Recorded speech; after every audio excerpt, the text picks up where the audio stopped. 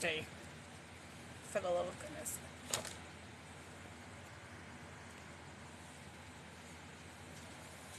What? Okay. You, Mr. Hey, Sandra! How are you?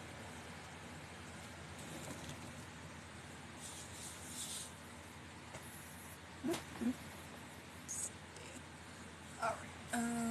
Co-host. I'm still waiting on Rowan.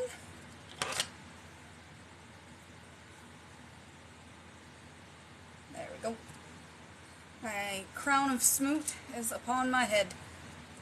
I'm good.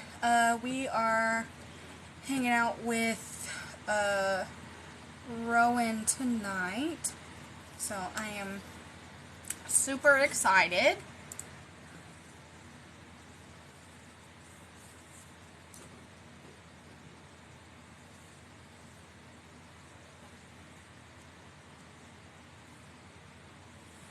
Dun dun dun.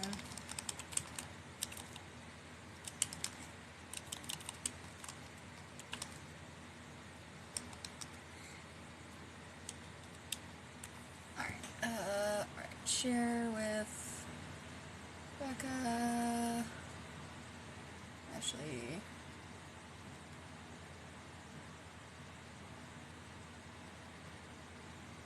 Doop-a-doo. Where was yes, that's his name. Second. Perf. Yes, I know. I'm the one who set up this live. Hi, Ashley. Welcome in. And Barbosa. Yes. Hi, Brie. Oh, thank you.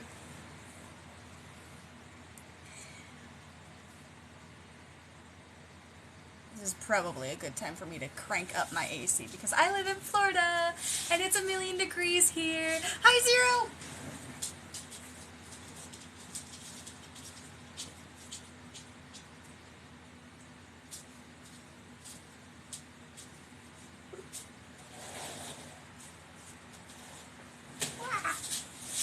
Oh, thank you.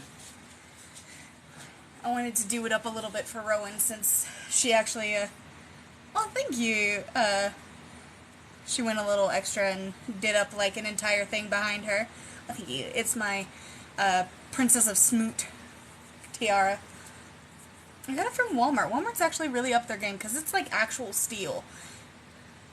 Dream job, right now would be full-time author. I would love to not have to work for the man, 40 hours a week. I have earned the title.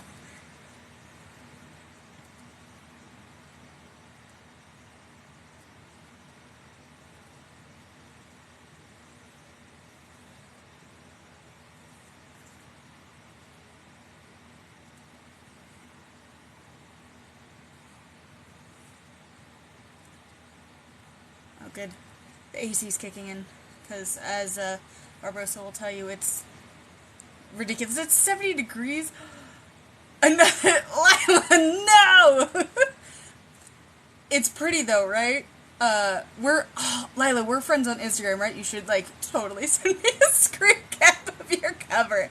I'm down for enabling you for buying more covers that you can't quite use yet. Ah, I do have something right there.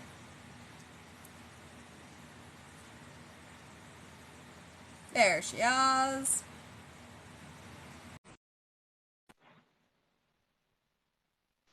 Yes. Hello. Oh, how are I got you? your fancy tiara on and everything. I wanted to be dolled up for you, so I put on the prettiest of blouses that I had that was clean because I'm in the middle of laundry mayhem. It's delightful. I bathed. That you're welcome. You're welcome. It honestly, the fact that you were like, you know what, I should bathe, like that makes me feel honored because when I'm in the Depresso Espresso, I'm like, I'm wearing dry shampoo. That's the best you get from me. Dry shampoo is the best. It is a godsend. It is the best. Absolutely the best. Especially when you just Oh, and our water heater just turned back on today. So the last time I had to take a shower last night, it was in 30-degree water. Mm, Every part of me just clenched. The No, the, no. I'm I've opposed to been polar thrown to the bearing. frozen ocean by my boyfriend who is he was really nice when you get to know him. Like that memory just resurfaced. No, Yeah, no, no, no. it was a terrible time. It was a lot of like holding myself and like shivering as like Yeah, no letting the kidding. water barely touch me. But the worst part is, so one of the fuses broke, so we tested all of them and then replaced the fuse, and we were literally trying to figure out why the water heater wouldn't turn back on for 2 days now. We're like, why isn't it working?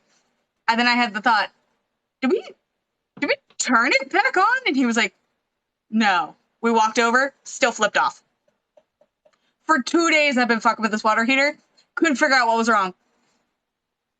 I'm so sorry. I felt I'm so so stupid. sorry.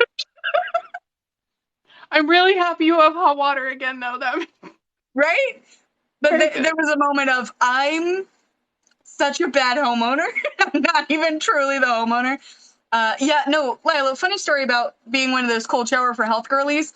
When I was in high school, because I was such a weeb, I was ultra like, I'm gonna be cool like all of my favorite anime protagonists, and I used to force myself to take cold showers in the morning before school.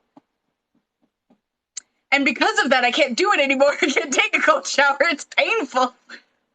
I would legitimately just turn on the water and hop in like a sociopath.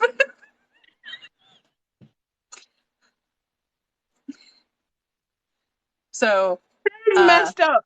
That is messed up. I if just, it explains, no. I don't do that anymore because after a couple of years, I was like, this is dumb. Oh, who takes cold showers? This is dumb. Hi, Becca. Thank you for joining. Um, is there any like announcements or anything like that you want to get out of the way before I start us off with a bang? Um, um, I'm writing shit. Ha. Actively, actively. Um, There's to Crave is fuck my life. It is on track to be out. January 13th is the new release date. I pushed it back 1 month for sanity reasons. Fair. But yes, it is on track. Um, I do have no, I don't. I don't know what I had. But yes, so that's exciting. That's coming out in January, and then in February the full-length version of Bound and Beguiled is coming out. So Ah, so excited. So mhm. you're currently finishing up Theirs to Crave, or are you in the deep depths of it? I'm in the depths of it. But yeah, it's good. It was it was my first book, right? So I started writing it when I got the COVID in January, and I got about 90,000 words into it, and then Mm, realized that I can't be a pantser. And it had all gone to shenanigans, and over the course of the year, because I was in January, I have improved my writing quite a bit by, actually writing, which I mostly had given up doing after college because burnout. Um, yes. and um, so going back to it now with a plan and some skills, it's going much better. Not my pantser ass over here going, YOLO, open blank document. We're gonna figure it out together. Yeah, yeah. No, I tried that. Like I had a concept. I Right. had like a scene and a concept and like this is the general vibe. I had a vibe that I wanted to tell in this story. But about halfway through, plot disappeared. It was Yeah. gone. It just right out the window. Disappeared. No trace of it, not a single trace of it. And yeah. At one point, I knew I was in the weeds when it was like 4 chapters and they wouldn't get out of the fucking bathtub. I mean, it's an alien planet in a jungle, so it's not really a bathtub so much as it is like a bathing pool. But Right. effectively, they wouldn't get out of the fucking bathtub for like 4 chapters. And I'm like, okay, I This need seems some sort of excessive. structure. This is a mess. Fair. Yeah. Absolutely fair. I understand that. When you have to be like, all right, I've been unsupervised for far too long. I've got to rein this in. So much. Oh my God. Just, But it's going really well now. And the response from my alpha readers has been fantastic. I love them so much. And so I'm really excited for people to read it. And it's my first like grown up big official book release. Like I'm doing a fancy box and it's a big book instead of a novella, so like it gets a hardcover and everything. Like I feel so schwancy. So We love that. So are you doing the hardcover through KDP or are you doing it through Ingram or a different program? I think I'm gonna go ahead and do it through KDP because I've looked, and uh I'm not currently attempting to go like wide with my Right. books because I'm tired. And Yeah. that seems like work. And like this one has a lot more plot, but Mhm. Liporn, which is what my novellas are, do a lot better on KDP than they do Yeah. on Kindle Unlimited than they do anywhere else. So like the Zon is an evil Daddy. overlord, but like maybe gotta make rent. So Precisely. but yeah. Yeah, and I've like the paper quality and stuff between Ingram Sparks and KDP. I actually prefer KDP, so Right. why not? Right. More Especially effort since to get a it's product I don't like as well doesn't seem like it's a super winning adventure. fair. Absolutely fair. Um, I also like This is iced tea, by the way. Don't even uh the sure. internet gods. To be fair, I also have a giant ass green tea from Arizona. See, look, this Yes. I just like a straw. It makes me happy. That oral fixation happened. It's fair. Also, you're more likely to drink water if you're drinking from a bottle that has a straw in it than with a regular lid, which I found out and I hate. I've got Right. my collection, my hydration collection. Very important. We are staying hydrated in this house. Yes, yes. In this Always house, great. we hydrate. This house we hydrate.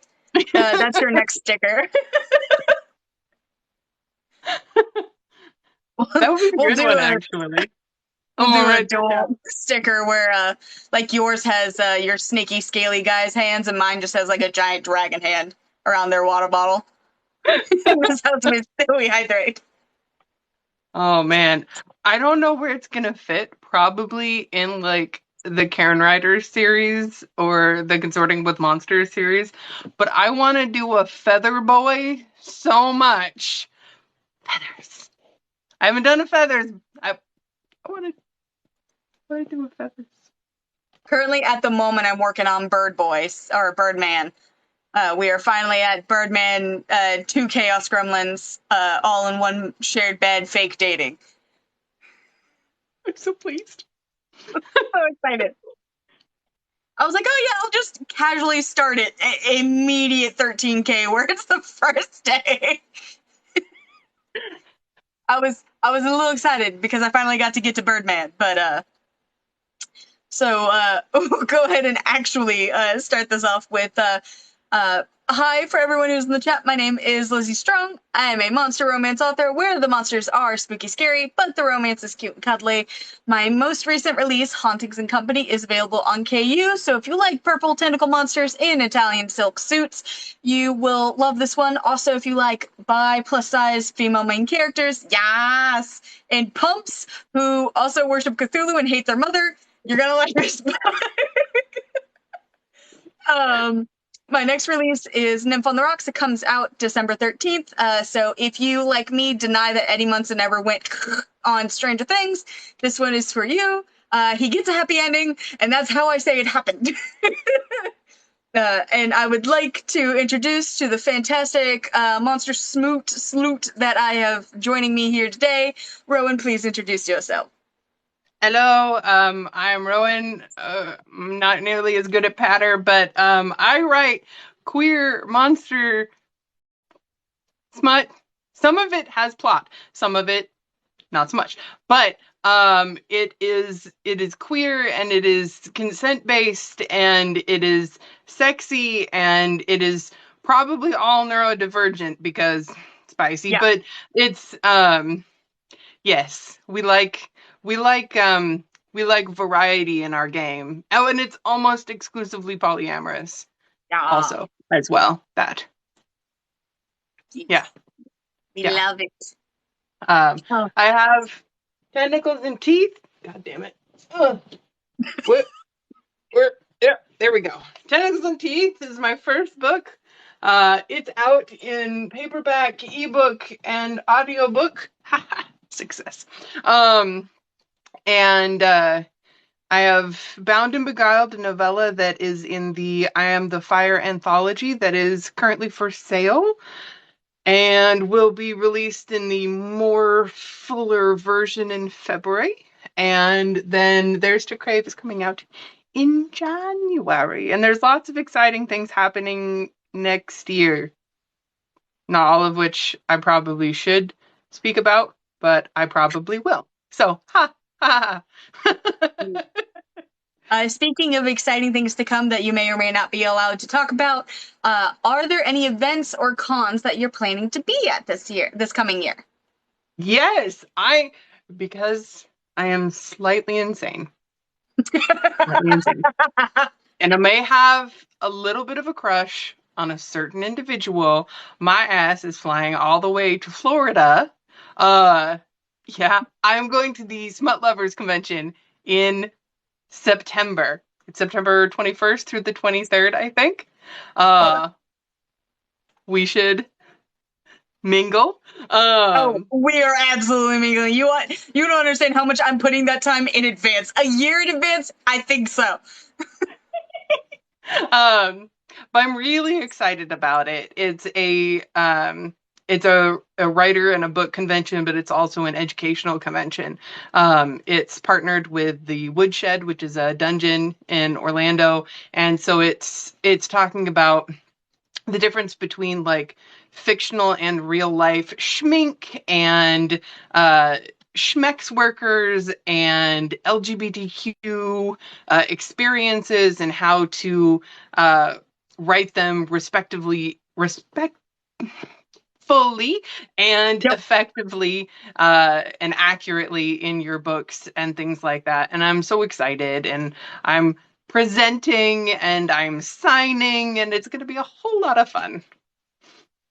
I think I'm going to have at least one special edition only available at con book by then.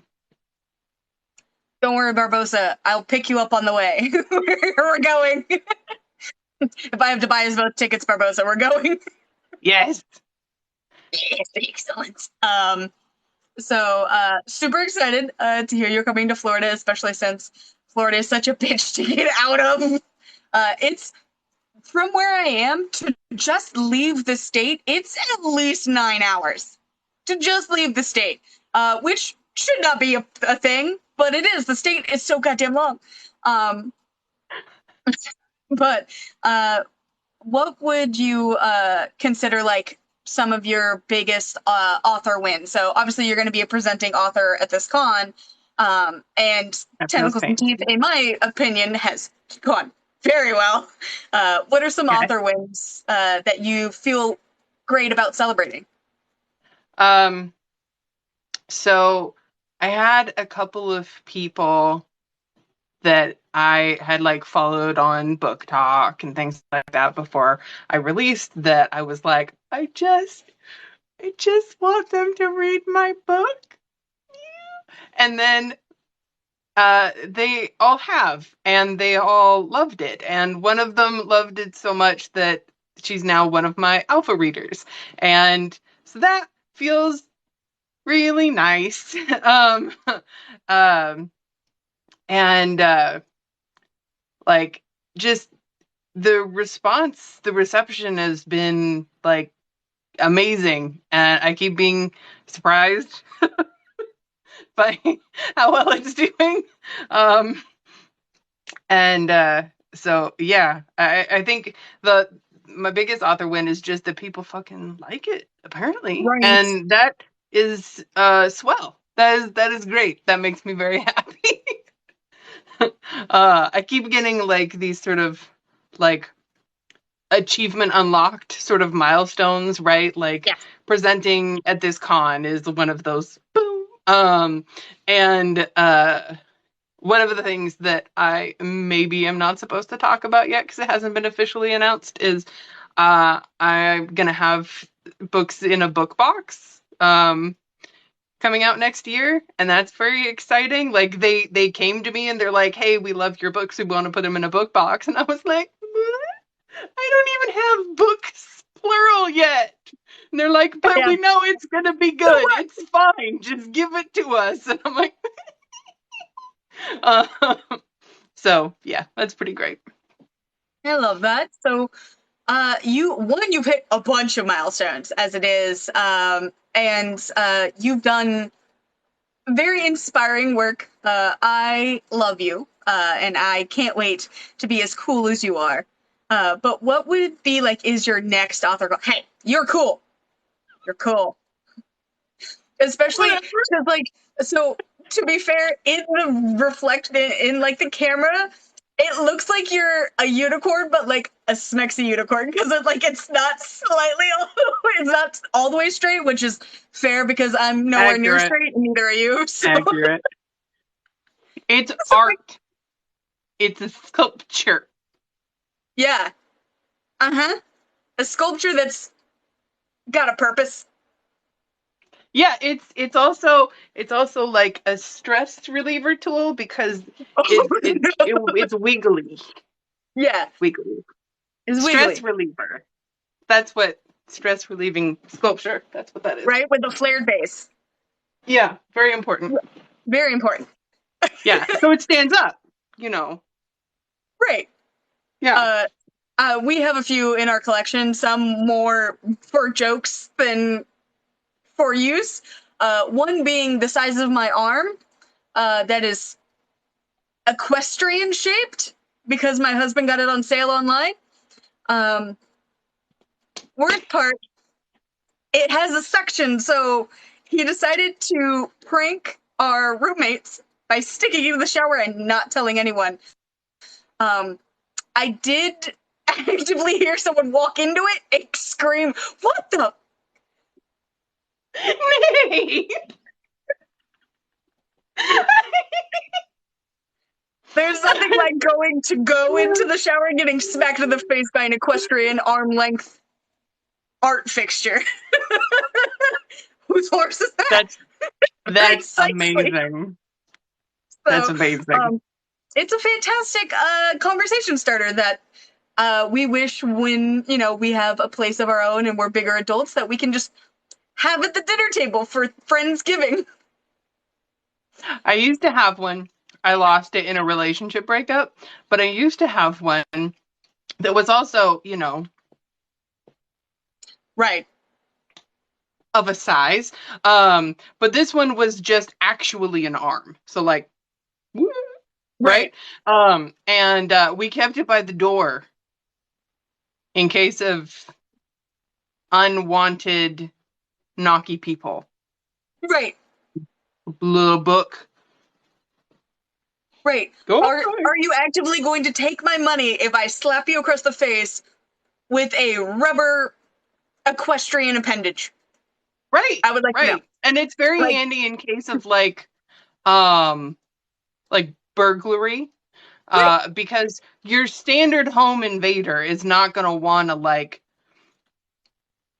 continue the adventure Yeah. if they're being smacked by 15 pounds of silicone. So Right. like it's I not feel like personally, I'm yeah, out. You guys have a great no. night. I'm gonna just Like back out. this is not like the next step in like increasing aggression. This is just a lot of question marks over the head and be like, no, okay, no, okay. I'm like, That's not. did that just happen to me? Yes, it did. That just fucking happened to you. Yes. You go back to the bar and you tell all of your friends about it, and they're like, don't Where go to did you that house. go? What house did you Don't go go to that to? house. They don't they don't have anything that you want. Right. Everyone in the entire city knows we don't that house we don't touch it. Even if the lights are on and the front door is open, we don't touch that house. Yeah, yeah. No, no. It's Not at all. go to a different house. Go to a different house. um so that kind of brings up one of my author goals, and I'm considering or I would love to know yours, but one of mine is to so Tiffany Roberts just did it where she has a toy that is shaped like her man's thing for her book, and it's coming out in a book box, and I want to do that. So I like 5-year plan for me. One of my goals is to have a book box with that in it. Yes. So I follow so many right, it's so bad. sculpture makers on the TikTok for just that reason. I follow quite a few of them. I mean, for research purposes, obviously. Yeah. Yeah. And the demolding is very satisfying. It's like Honestly, yeah. ASMR for my eyeballs because I don't actually like ASMR for my ears. No. I don't. It's obnoxious. It just makes me want to go. No, quiet. Right. But for my eyeballs, it's great. So it's just, and then it comes off all perfect. Fabulous.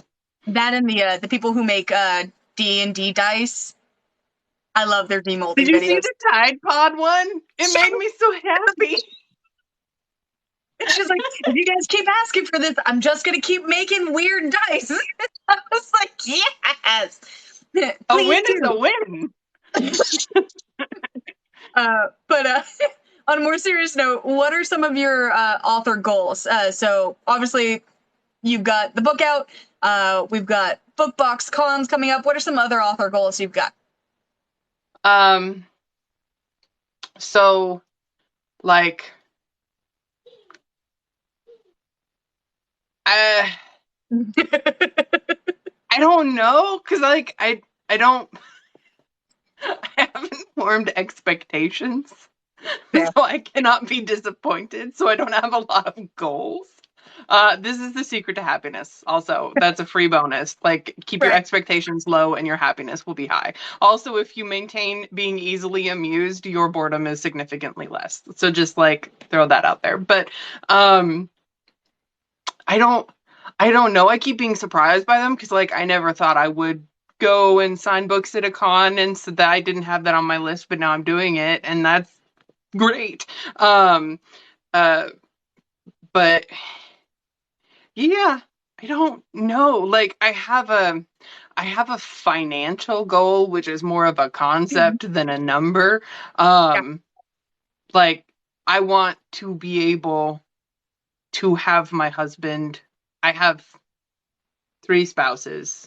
Right. One of them I cohabitate with. To have my husband be able to retire because like his job is really hard on him and he makes decent money that we have been living on, not like lavishly, but like existing, paying the bills. But there's not much in the way of a retirement plan. Right. So I'd really like him to be able to retire. So like No. that's my financial goal is to make enough money that he can stop breaking his body every day Right. at work. Yeah.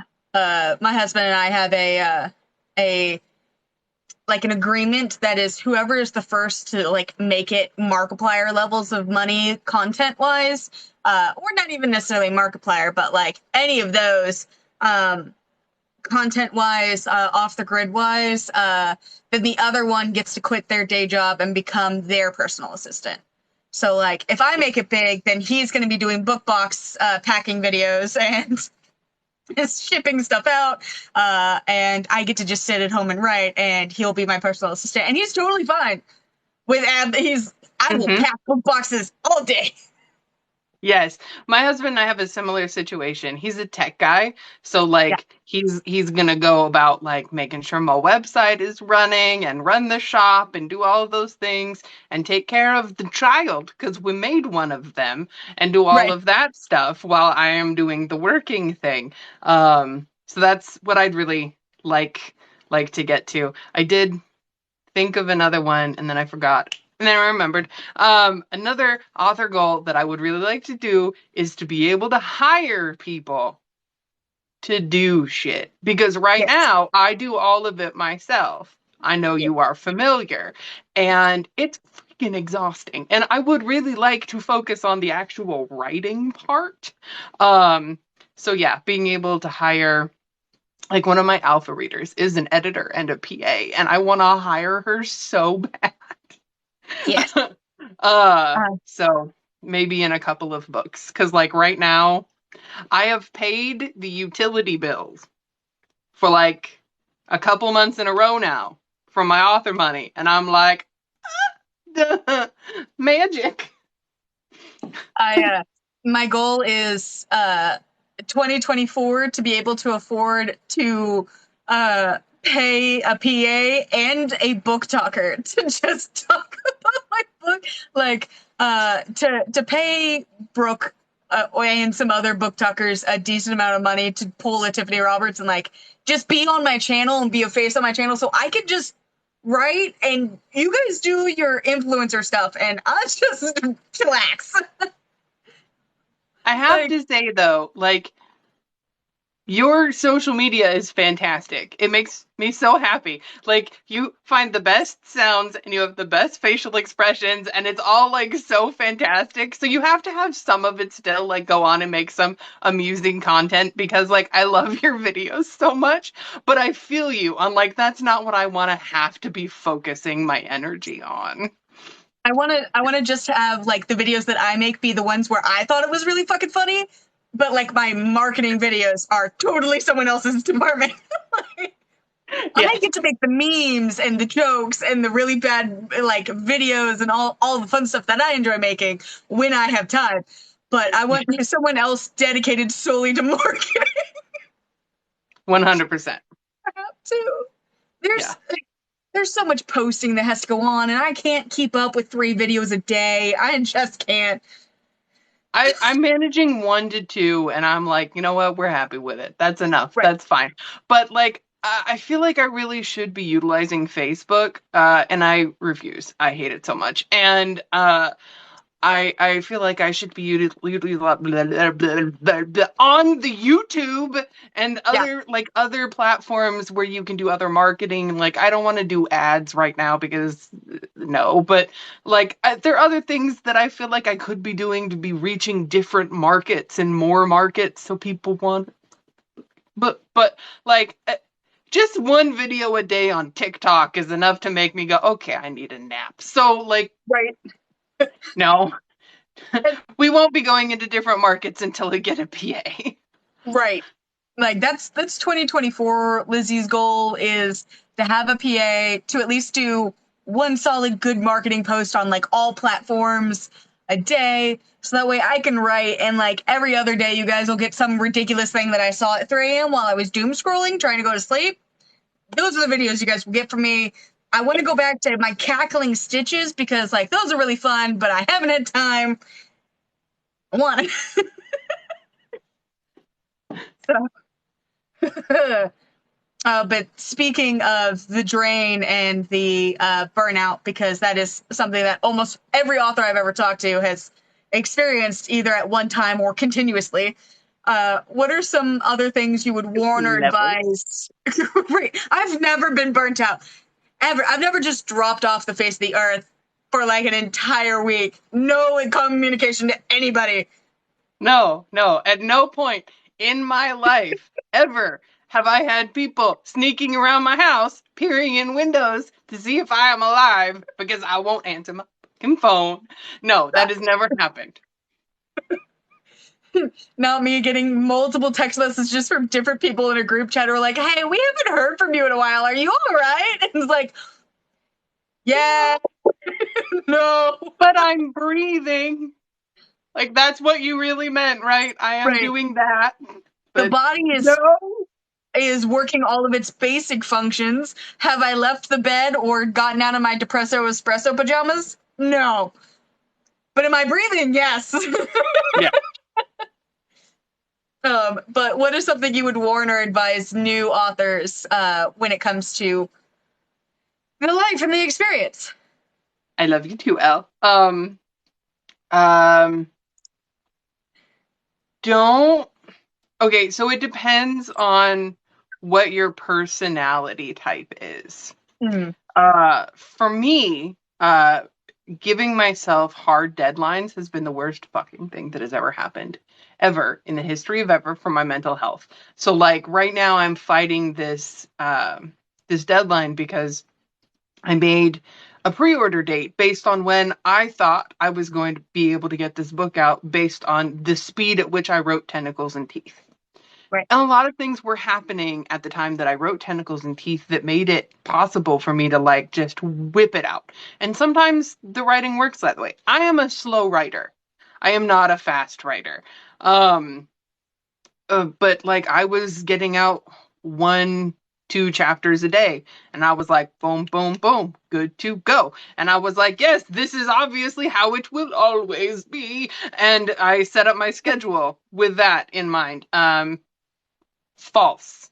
This is false. This is a lie. So now I am in this situation where I have this deadline, and I don't want to break it because I am stubborn, and I don't want to lose my rights to be able to have pre-orders, right? So I'm now doing this, but the pressure turns my brain off. Like some people work really well under pressure. Like Nemi is super competitive, and so you put that pressure on, and it's just like you flip the tap, and the words just come out. I put pressure on, like I tried to do NaNoWriMo, not this year. This year I knew better, but last year I tried to do NaNoWriMo, and it was a hot Mess. and it's just I can't do it. Like my brain is no, I cannot have that kind of pressure on. It's very bad for my mental health.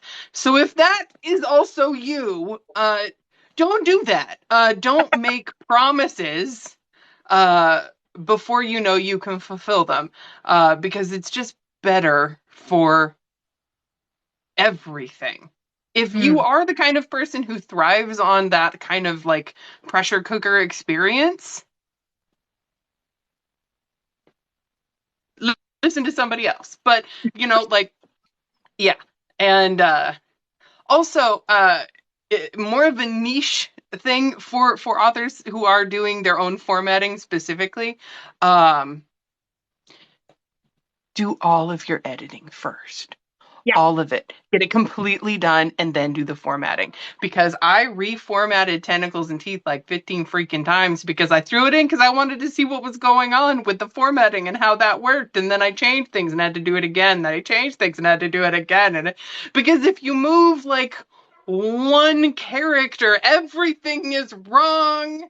Everything is wrong. And it's a mess. So yeah, completely finish first and then start. Don't even look at formatting until then. Just bleh. No. No. So Bree, who's in the call, I had to call her up and it's like, hey Bree, I fucked up Affinity Publisher somehow. Can you help me fix it? And I realized that I had one button engaged that I shouldn't have had engaged, and so it wasn't sizing correctly, and so I had sized and unsized my document like 12 times at this point. I had fucked it to hell, so I just don't save, close the whole thing out, restart, give it a second, let it breathe. Bring the fucker back up. And then Bree's like, oh, you just hit this, this, and this. And I was like, my stubborn ass should have asked you from the beginning. But I was like, no, I can figure this out. I know how to work technology. I'm pretty tech savvy. I can't build a computer, but I can work one. And also, like, I have ADHD, so watching a YouTube tutorial from an old British man who goes, and we're going to pull up the paper, and we're going to put in 8.7. I can't fucking do it. I got 4 minutes in, and that was me skipping 15-second intervals and being like, nah, fuck this, I'll figure it out. You got there in the end. I did, and we got it formatted, and we fixed it. But I'm 100% do all of your edits, because once it's in, like, the formatter, maybe 1 to 2 word changes, like into to into, or like best into beast, like very small changes, because anything more than like 5 characters will completely throw off your entire chapter and your word length. It's ruined. It's ruined. Everything is going wrong. And you'll be halfway down the paragraph and being like, all right, what word can I take out to fix this? It irks me so much when you have like the tiniest bit of text that ends up flowing over onto your last page of your chapter. I will figure out some way to squish it. I will. Where do I take the words out to make it not do? I don't like it. It makes me so mad. I have either like taken a few filler, like a few like funny, like artistic words out to make it fit, or I have written whole ass paragraphs after I would have ended just to make it fuller, make it feel right. Right. Mm-hmm. It's got to be at least half the page to make it worth printing. It's just obnoxious. But speaking of the formatting journey, what has Rowan's journey been? Where did you start? Because I know you also started with art as well. Yeah. Like, you do art and the writings and the peoples. So what has your journey been? I do the people. You do the people. It's not wrong. It's not wrong.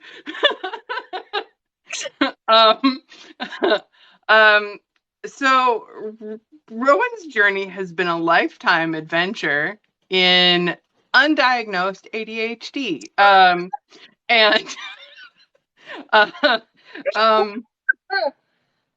So I have that thing. There is a word for it. I don't fucking remember what it is, a phrase, but where if something is not giving you the dopamines, I can't do it. So like I can force myself to like do the laundry, which gives me 0 dopamine. It takes me a minute, but I can do it. But like holding down just like a job is very hard for me. It's very hard for me. I have done it, but like I have to have some sort of a job that in some way like works with my ethics and who I am as a person. I cannot force myself to do like I did like the telemarketing and customer service and retail. I've done all of those things, and the depths of depression that pushes me into when I do those things is just no. So like I have done all sorts of creative things. I went to college. I got an English degree. Like I did the thing. I've always loved stories and books and writing and reading.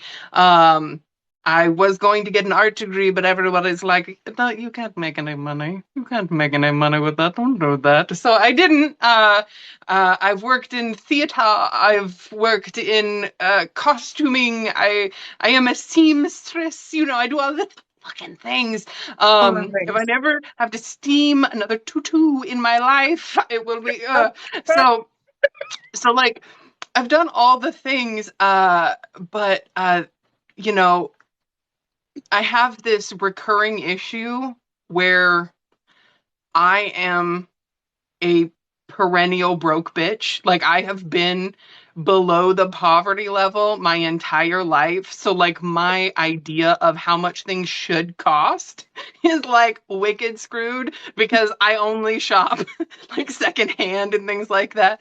Yep. And so when I am like trying to work in some sort of a creative field and trying to price things, I price myself out of business because Yep. I cannot force myself to charge people more than what I would pay for something, but that's not actually enough to make the fucking thing or to like pay for my time or anything like that. So it's just been one like, nope, nope, nope, that doesn't actually make you any money. You're paying people to buy your products adventure after another. And so like this is the first one because you're working in volume. Because like the other things, I tend to like small, finicky, detail-oriented things. Right. You sell them once. So you put all of that hours and all of the time and all of the into crafting it, and you sell it once.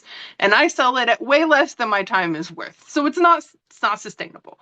Right. But with books and like I have the shop in my website and everything where you design it once, you write it once, and then you sell it at a small Multiple. price multiple times. And it is the first time that like it feels like my ethics and capitalism are like not like eating each other alive. So that I don't remember where we started this conversation, but it feels good. Oh, what brought me here? So yes. So I went to school for the English with the intention of teaching. Because I love teaching. Same. I love teaching. I love like seeing people think about things in a way that that they Oh, what happened?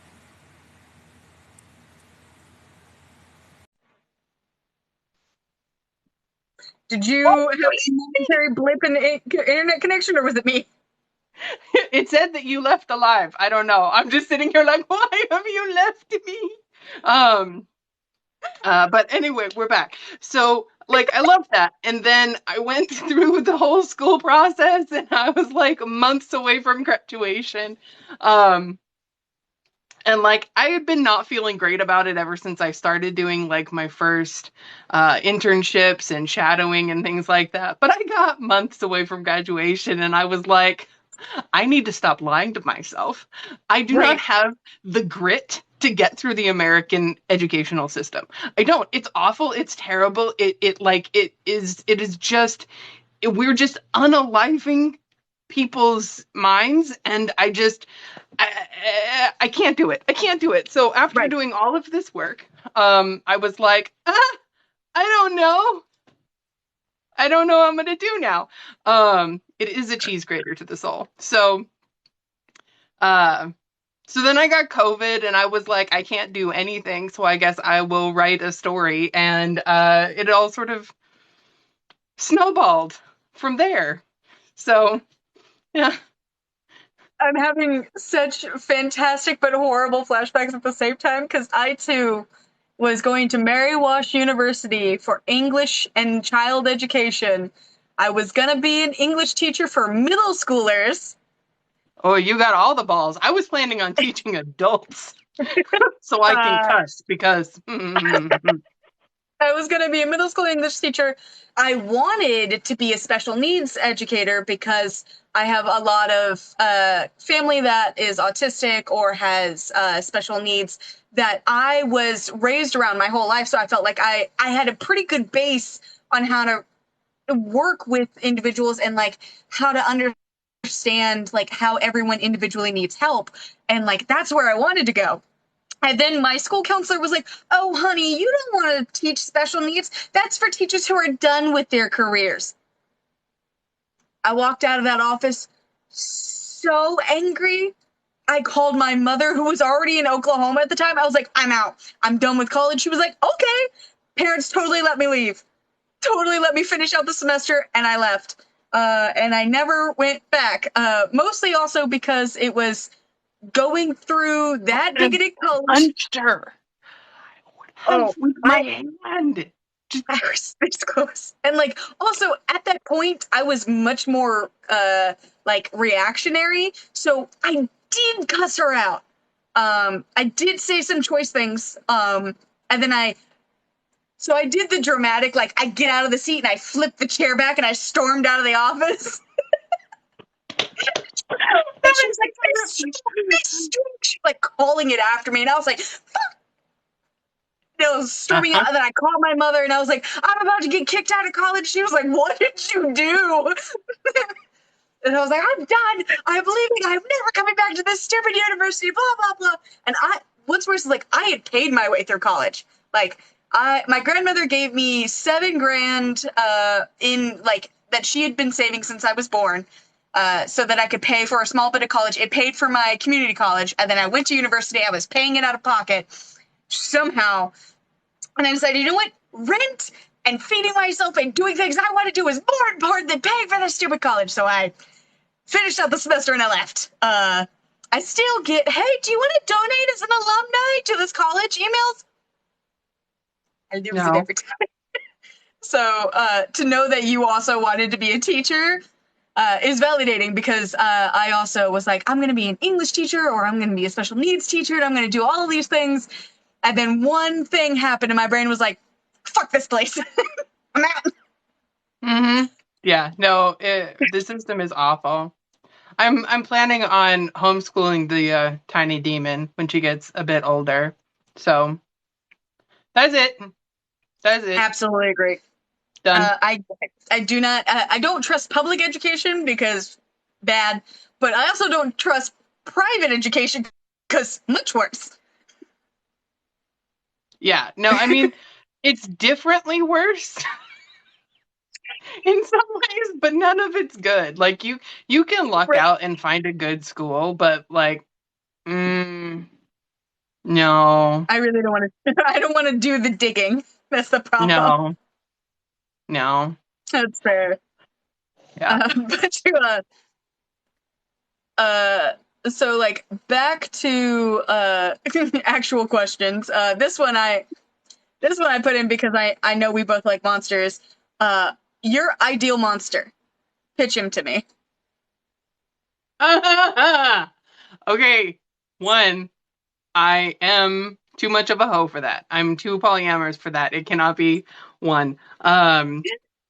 So, or pitch like your top 3. I'm not going to stand by this answer because I am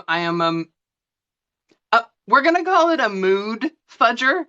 So like, what is attractive is different depending on my mood. But right now, we're going to go with, think Howl from Howl's Moving Castle in the bird form. But with, see, whose personality, because Howl is actually too, like, he's too dramatic. Precious for me and dramatic. I couldn't hang. But with, like, Bucky Barnes' personality. Yes. Yeah. And then we're going to go with Charlize Theron's character from Old Guard. But I think we're gonna go orc with her. And then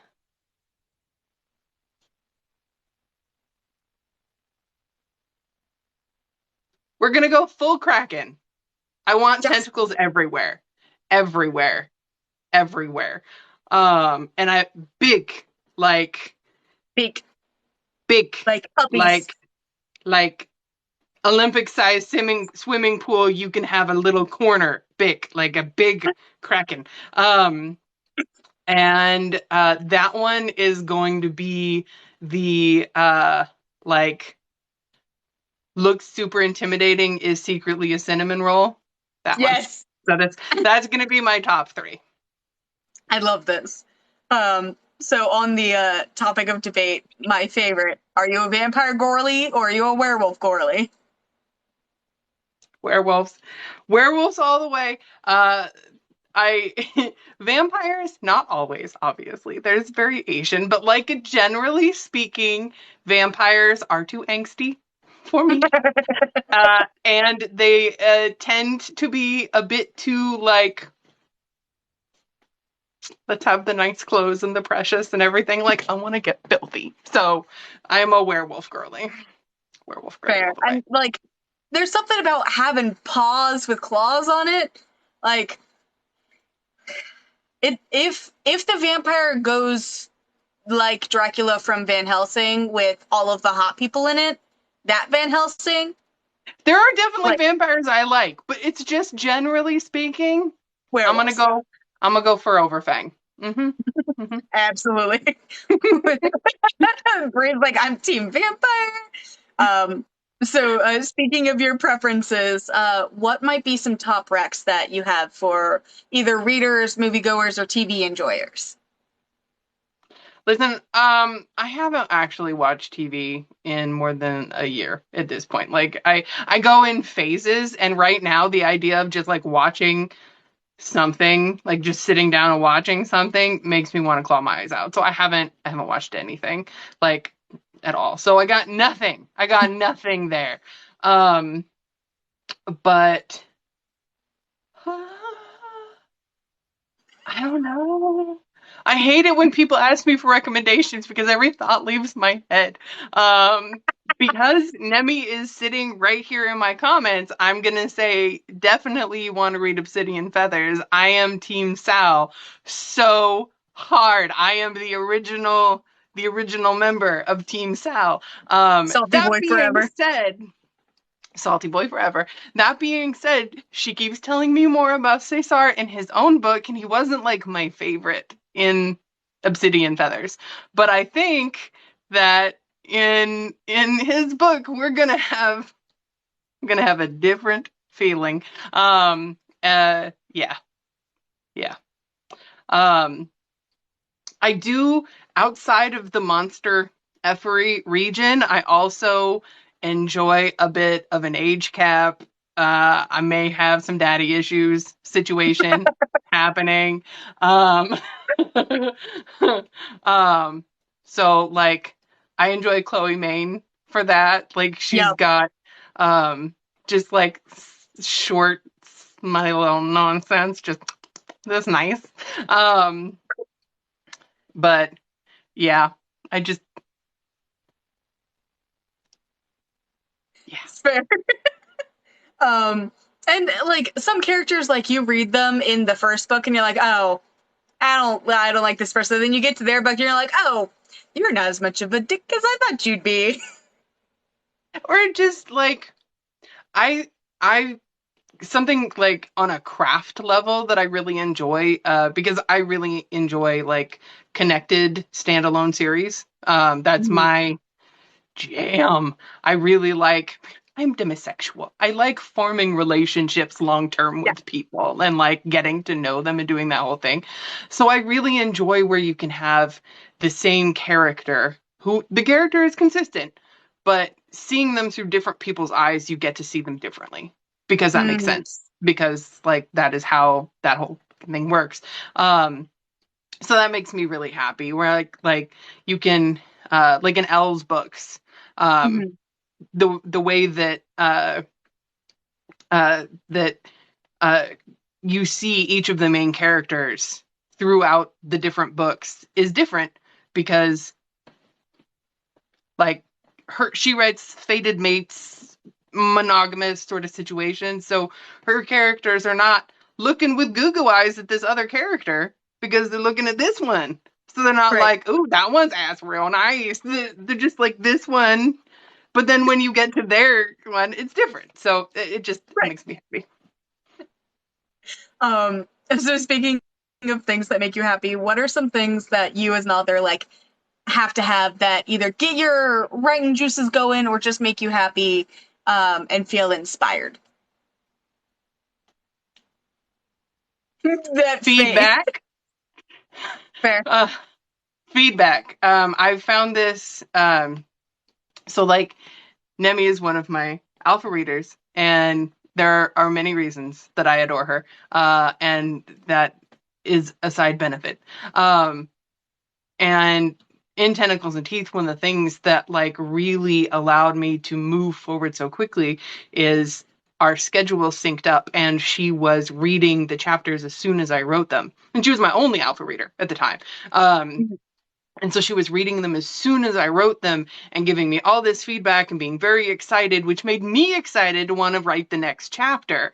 And in Bound and Beguiled, when I was writing that book, our schedules didn't sync up. She was in the middle of a huge work project and editing hell, and like it was a whole thing. And so like there was shush. This is not shade. This is just how life happened. She's all like, I promise I'll catch up. But there was a lot less feedback, and so I was writing it just sort of in a vacuum. And my brain hates itself. And so without someone telling me that what I'm doing is good, I convince myself that it's awful. And I don't want to continue working on it if it's bad.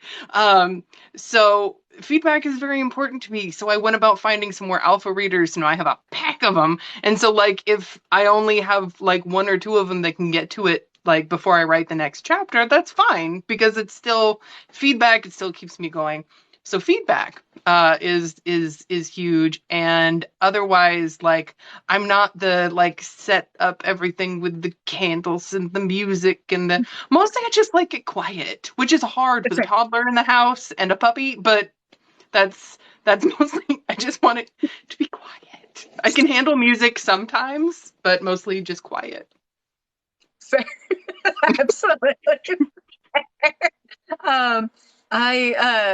I am an opposite chaos gremlin because like I have to be blasting music when I'm writing. But however, on the same note, my bedroom door, which is right next to where my desk is, it cannot open. As soon as it opens and somebody comes in, I stop. I gotta minimize the document and wait for whoever it is to do the thing. And like sometimes it's incredibly frustrating because they're like in here to use the bathroom or they're in here to do this, that, and the other. And I'm just sitting here like, I need you to fuck off. I need you to go away. Yes. It's like the second they loom over me, even if they're not looming, I can like all creative juices just halt. Yes. They just enter like your area of effect and it's just gone. No. Gone. And it's put on hold or it evaporates depending on the severity of their encroaching of my space.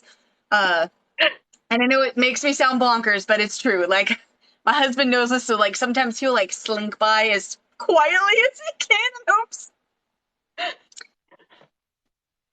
It ruins it. You ruined it. You've thrown off the Emperor's groove. Sorry. The crew. If I ever have kids, that'll probably be like beware of the writing. Oh, you can't go in mom's office. No. The do not enter sign. It's not because she doesn't want you in there. It's a warning because she will bite you, like full feral raccoon, just with the grubby grab.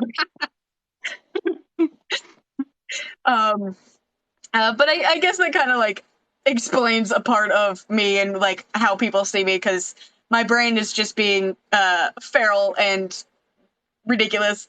But what would you say is like Rowan's brand?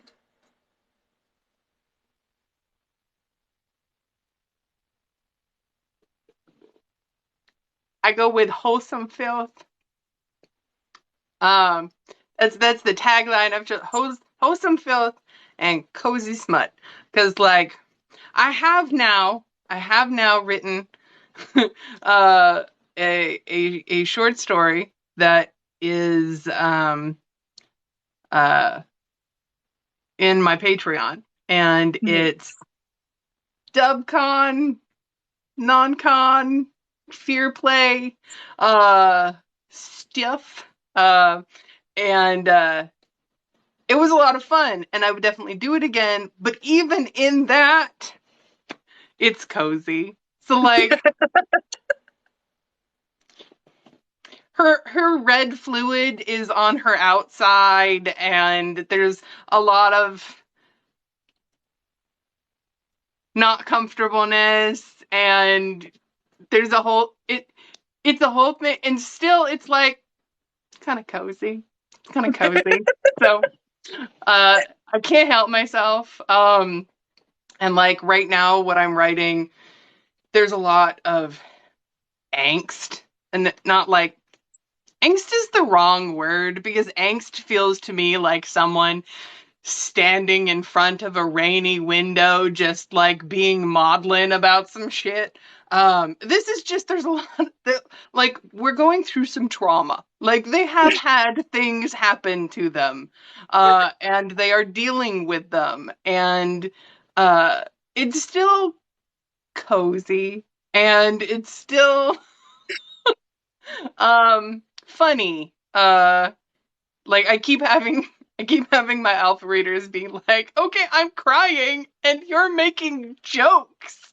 What the hell? And I'm like, yeah, that's how I am in real life too. So that's fine. That yeah. We cope with trauma with humor. Jokes. Yes. With lots and lots of jokes. So yeah. Yeah. Cozy smut that is funny and hot and queer and very queer. Yeah. Yeah. And I go for, like, it's very important to me to have a lot of representation. Like, I try to do it. It's important to me that it is done as respectfully as possible, because, like, the last thing that I want to do with anything that I do is harm people. Like, it is supposed to be entertaining. Right. Like, it is supposed to be recreational. It's not supposed to be, like, not cool. But I don't like the idea of creating a fictional world that doesn't reflect all of the, like, people that I know and love and the parts of my personality and my experience that, like, inform who I am, is really uncomfortable to me. So, like, in Theirs to Crave, the main character is a Mexican woman because it is inspired by my wife, who is a Mexican woman, and it felt really deeply inappropriate to, like, whitewash her fictionally. Right.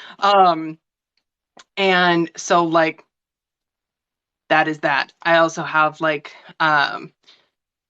she has anxiety, as we all do, and one of my aliens also has anxiety, which is fun because you don't usually see the aliens having the issues. It's always the humans having the issues. Right.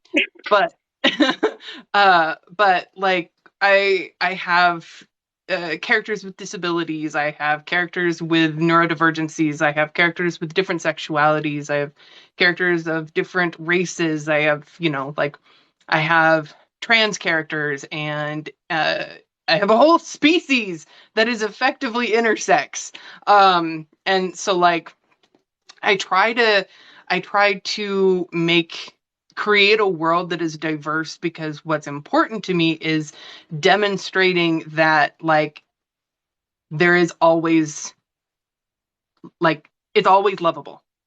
No matter what sort of weird, like, assorted tag or thing that society puts on you, how you differ from the norm, it doesn't affect whether or not you are lovable and or fuckable. So that's the brand, I guess. Right. Do you pass the John Harkness test is all I need to know. Yes.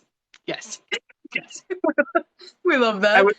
I was very, very conscious of that when I was writing my my Enfield monster one, which is the non-con one, because, like, you don't know about that guy. Like, we don't even know that it's a guy. It has an Audi, but, like, that's it. That's all we know. And so, yeah, it was very important to me that I put it in just enough that it passes the John Harkness test. To make him fuckable. We love Yeah. that. We love a conscious queen who takes the time to do research and ensure that everyone passes the John Harkness test. We love that. Because if you can't pass the John Harkness test, not everyone's having a good time, and therefore no one can have a good time. It's the Exactly. rules. It's the rules of the Yes.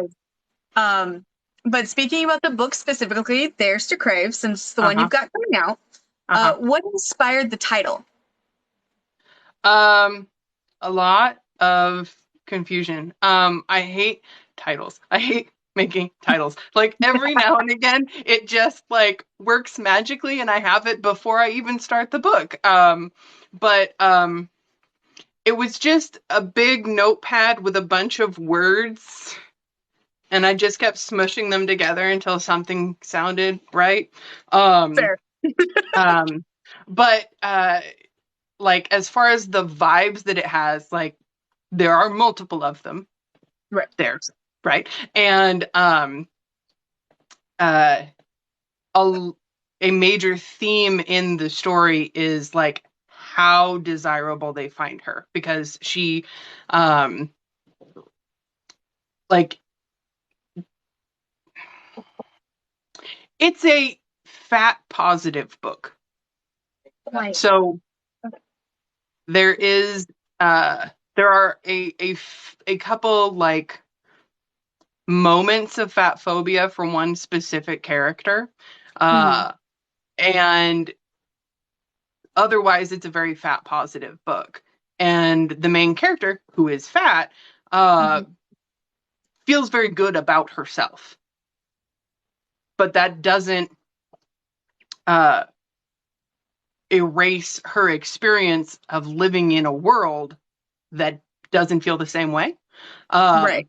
So, like, a major theme throughout the book is just how much these three just want her bad. Like, emotionally and physically in the whole thing. And so, like, it works.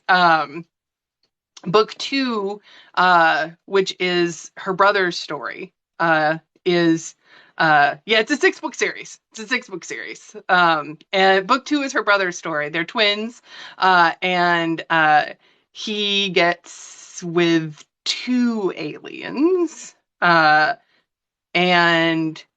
his is called Theirs to Win because it's a very different situation. It presents as a love triangle, but I will never do that to you. So it's it's more like they have things to figure out as far as the relationship goes, and so it's a little bit different. But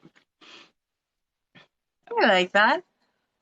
So obviously, a book is a 4-person polyamorous relationship for Theirs to Crave, right? uh-huh. Can you explain, because I love every time you do your little explain who's dating who graphs, how it's working? All right, this one's easier. So it's an existing triad, and she Mhm. joins in with everybody. So everybody's dating everybody. Ooh, excellent. So we're a square. Yes, with crosses, Yes, like this. like that. Yes, like that. It's like that. Excellent. Yes, everybody is dating everybody. And it is, unlike Tentacles and Teeth, I wouldn't, I don't want to call it a slow burn because there's definite heat. Right. But they don't get down to the business until a bit through the book. Like, So medium burn. yeah, Yeah. kind of. Because they're an existing triad, so we see them Getting it banging. down. Right. Yeah. Chapter 12. Chapter 12. They're banging. But she, no, many longer. Because, Fair. like, for me, I can't, like, I have read and enjoyed the books, where, like, someone gets abducted by aliens, and then they're like, you very hot, and 24 hours later they are banging. And like, I read that, I enjoy that, it is good. That's not the way my brain works. Like, I'm No. demisexual, and so they need to like grow into each other before I want them to bang. Like tentacles and teeth, that sort of it's a different situation. Even there, I'm building a relationship, but it like she was there to fork. Like that was the whole Right. job. And Like so her like she purpose was getting accomplished the her fork in. goals. But like this, like there's a lot of trauma that happens in the beginning. She is stolen Right. from her home and some shenanigans happen. And so like she's not immediately like Let me go fork an alien. like she's sad. She's sad. She's got some things to deal with. We love a sad queen. But like there's it's not insta love, but it is definitely insta lust. Like they see each other immediately and they're like, "Mhm, yep, yes, that. Um, confusing. Why don't you have any fur on your body? Like you've got patches of it, and Right. why are you With naked? rest. It's Why are you weird. naked? Do you have a disease? Is it contagious? Um, Why you gotta be naked? why don't you have a tail? It's very strange your lack of tail. And yeah, why are your teeth so flat? And why are your Where the boobs so bitey big? bites? Yeah, there's a so there's several like miscommunication moments in this book because they don't speak the same language, and I Right. didn't think about it as miscommunication trope because I'm an idiot. But there are several moments where they're like that, and my favorite is early on in the book, and it has no relevance to the plot really. It's just a cute moment, but um, the species that they meet, that is the friendly species, are sort of cat-like, Yeah. um, and they're female-bodied cat people, have boobs, but they don't become engorged unless they are having a baby, like unless they Right. are nursing. So they're just very small. And so Estrella had got great big old tits. And the other characters have larger than cat people boobs. And so there's this whole moment when they first meet where the aliens are very concerned that there are just babies in the jungle somewhere, It's unescorted, so much. just crying in the rain. And so, yeah, it's a whole moment. I cannot wait to get to this point. So you're gonna get screenshots from me when I get to the cat.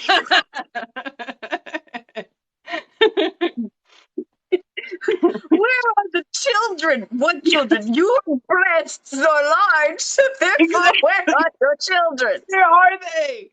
Yeah, yeah. The whole thing. The I love that. whole thing. Yeah. Makes me So, so very intrigued. what is like the plot of the story? Is obviously she gets taken from her homeland. How does she get to where she is with the fur people who accuse her of having children? Like, how does that? There is a crash landing. She is abducted by what turns out to be really like shitty pirates.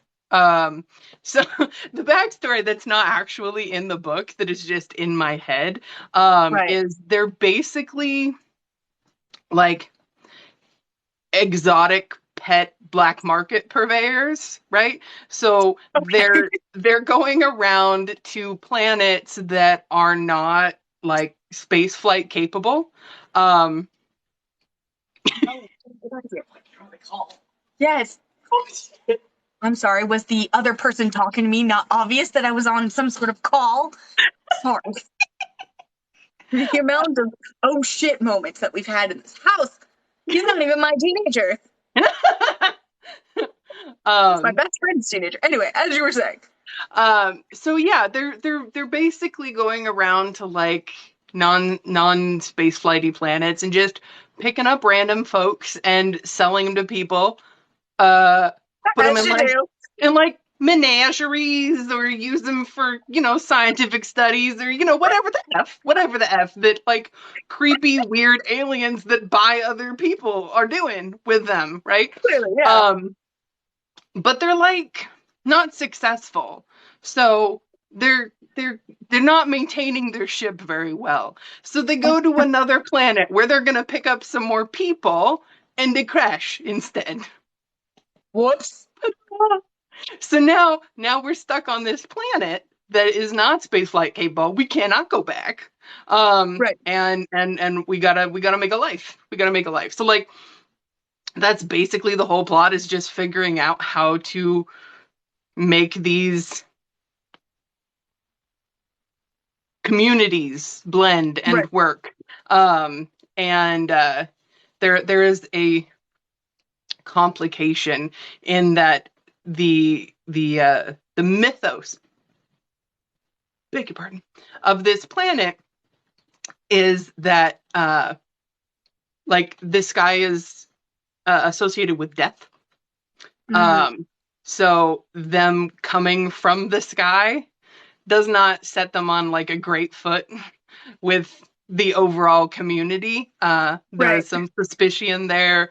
There are some local legends that they have to deal with there. There's like a whole things that happen. But yeah. Also, dragons. I mean, like Yes. big alien dragons. We have It's a alien great dragons. dragon. It's fine. That happens in the book. Alien dragons. You're welcome. I mean, And there's a second series. So there's 4 species altogether, not counting the ones that abduct them, because we don't like them. And that's fine. They're not relevant. But 4 species altogether. There's the humans, and then there's another group of aliens that were abducted with them, that are, think if a gymnast and a gecko and an axolotl had a baby. That's what these ones are. okay. Yeah, they're the intersex species. And then there are the cat-like people that are on this planet, and there's also a race of basically Nagas, snaky people. Right. And yeah, so it's just how they can all sort of create a life together with banging. Barbosa said that gymnast getting up to some freaky stuff. It's very Yes. true. It's very true. It's very true. I'm excited. So then, would you say like the general overall like arc of the story is like we get stolen, we crash land, we meet the people, we explore the land, and like we're kind of learning how to coexist, kind of story? Yeah. Yes. So also cozy despite the trauma. Also cozy. Yes. And it's not like they're like colonial sci-fi is a thing. It's not that. Like it's Right. not that. Like this whole book, this whole series was inspired by both the desire to write a entirely too long love letter to my wife, and also because I was reading a lot of sci-fi at the time, like a lot of alien romance at the time, and there are some like common themes in alien romance that do not fill me with joy. They do not spark joy. I would like to throw them in the bin. That is not to say that I have not enjoyed several books that incorporate them. They're just like the concept is something that I would really personally like to move away from. And those are like the colonizing thing where you get the aliens, the humans that come in, and I get why on one hand, like I get kind of why you would do it when you're writing in English, but like it always drives me crazy when you have like 1 or 2 humans that join a whole society and they all learn English. Right. Why wouldn't you just learn their language?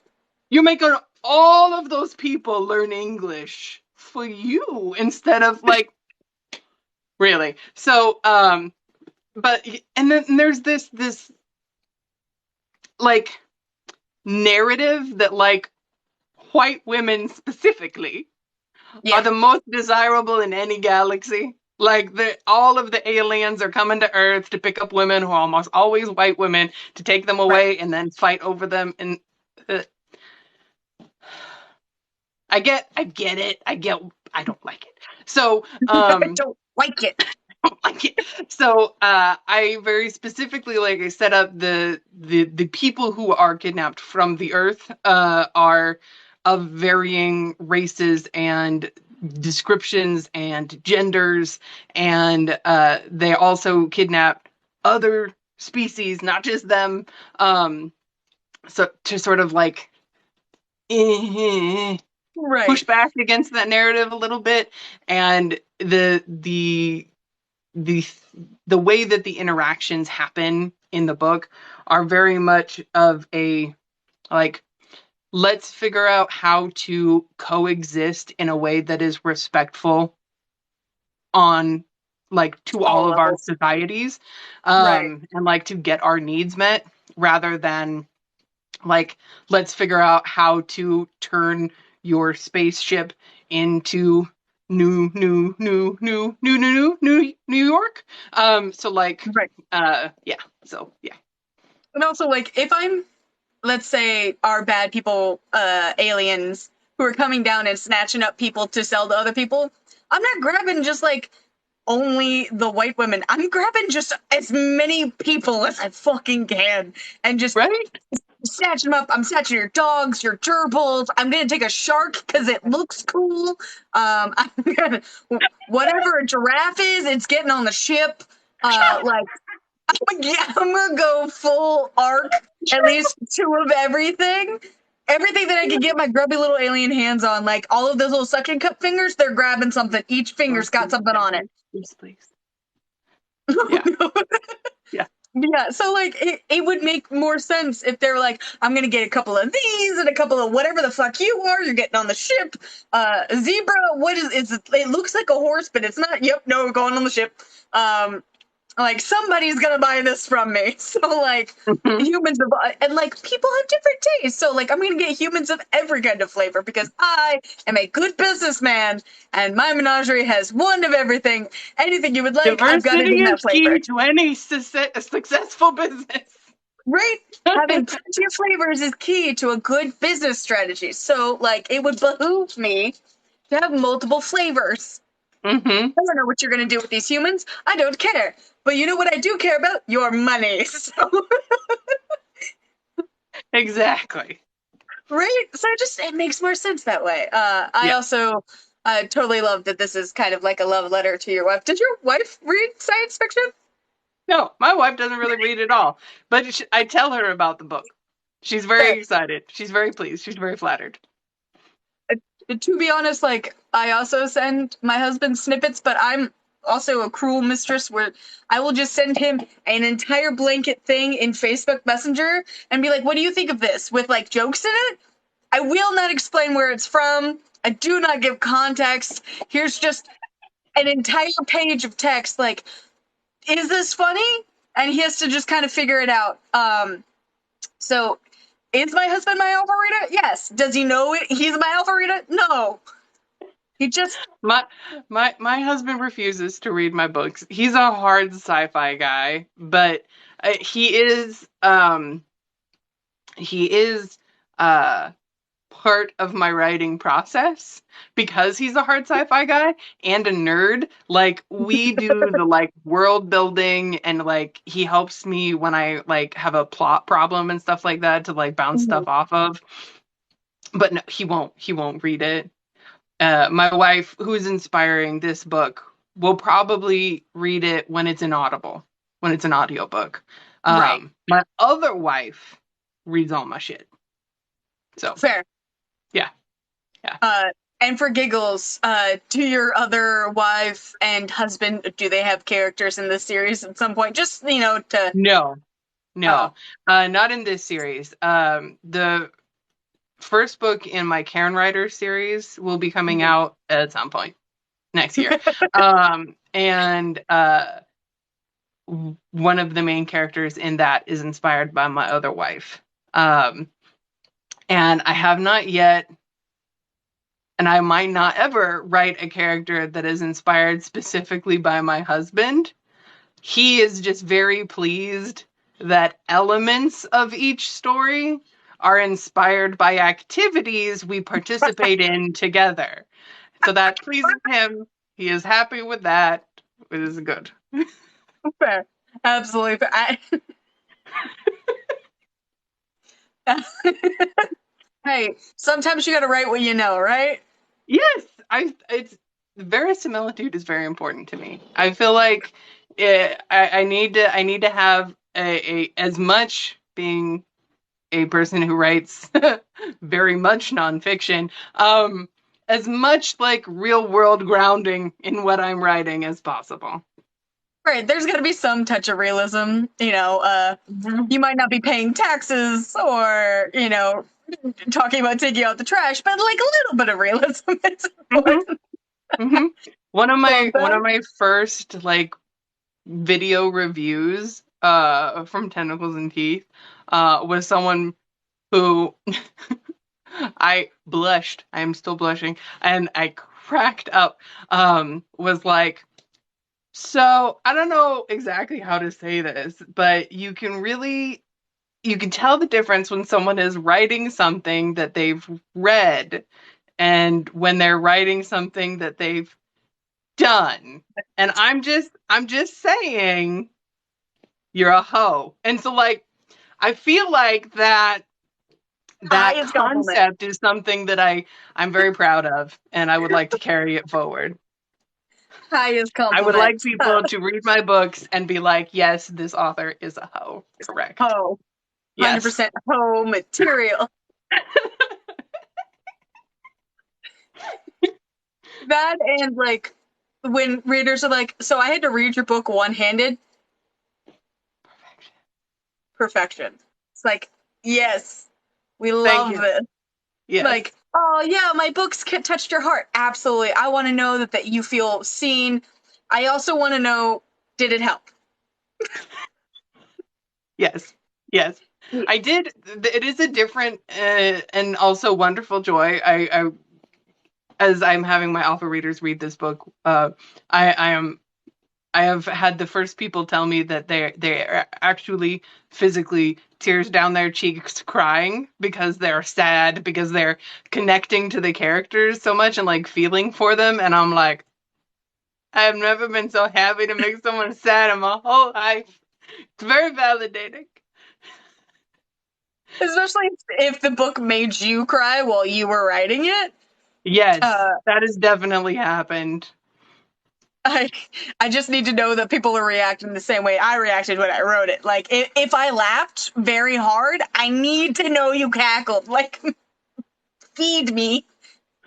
I was so grumpy. I'm a dork. But I make a wet t-shirt comment at one point in the books. No context for you. You don't get it. But I laughed for 5 minutes when I wrote this into the book. And several people read through that chapter and didn't say not a word about the wet t-shirt comment. And I'm like, I'm sorry, your sense of humor is broken. But several people have since. It's fine. It is in fact funny. But like I was dying. But on a more serious note, like it's so like hugely validating for me as a person, as like a human, when people connect to the characters in my book.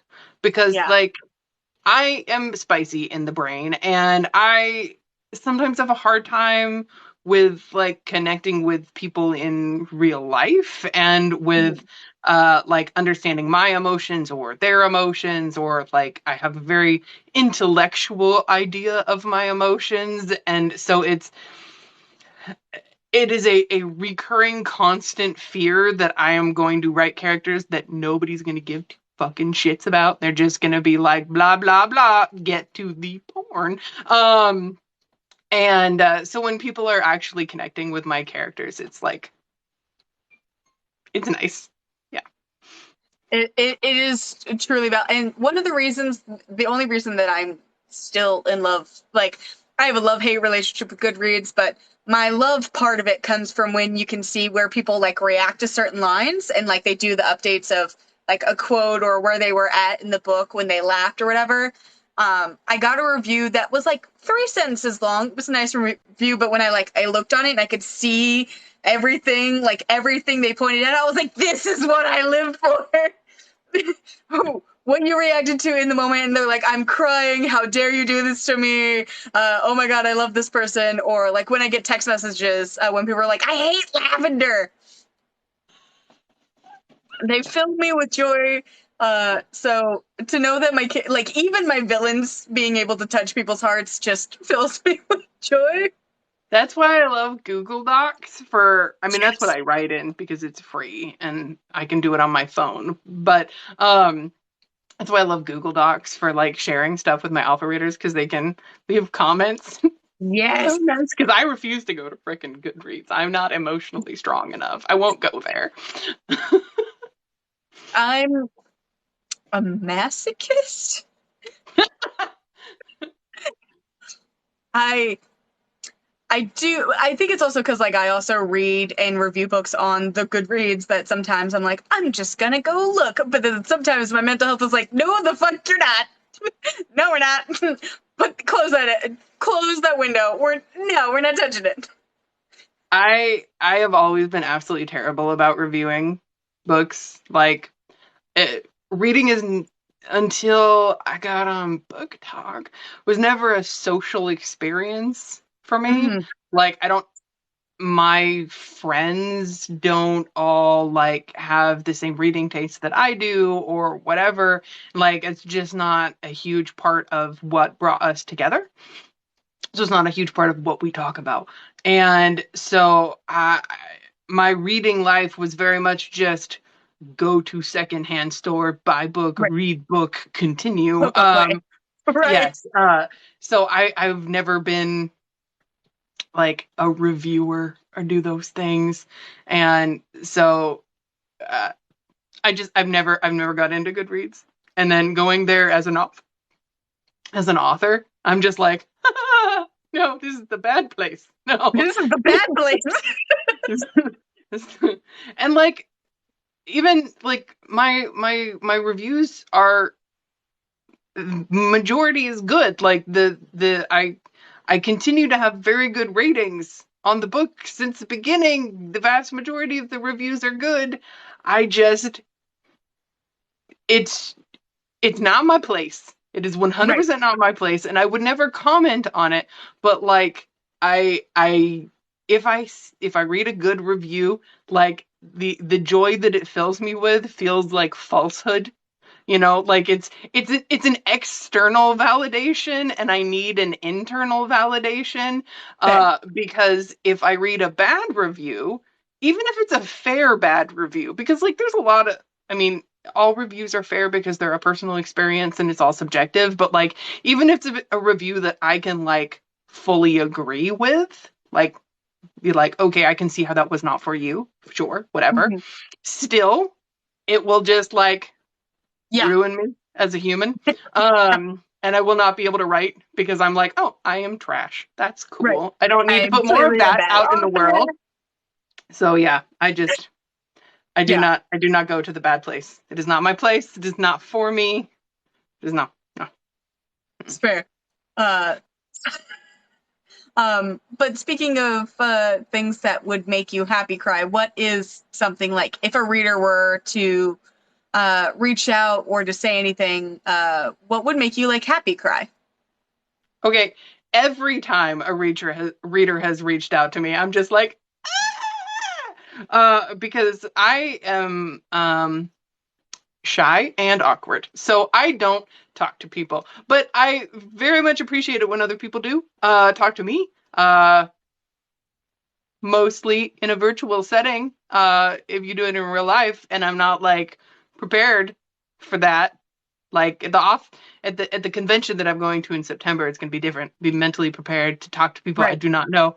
But otherwise, I'm just like, but um, so anytime someone reaches out to me and is like, "Hey, I loved this," that's wonderful. When someone says that they feel like seen in my books, that's what gets to me. Like, for whatever reason, whatever part of your identity is making you identify with the characters and make you feel seen in my book, that makes me really happy. Like, there's someone on TikTok, who I will not name because it was going to be a surprise. But they made a video when I was talking about the sizes of my characters. This is following the Tessa Bailey, I won't commit to what size my character is, shenanigans. I was talking about specifically, like, concretely what the sizes of my characters were. She made a video like crying because she felt so seen because she'd never seen her body type represented in a book before. So I'm doing book boxes for this book, There's to Crave, which is the book that we were talking about. And I am sending her one, and it is a surprise. I'm just going to be like, for you. Because, yeah, I sobbed when I saw that video. So, yeah, that's the thing. And that's another thing I'm really starting to love, especially with on TikTok, is we're starting to see a lot more representation across the board for everything. Like, not just sexualities, but for sizes as well.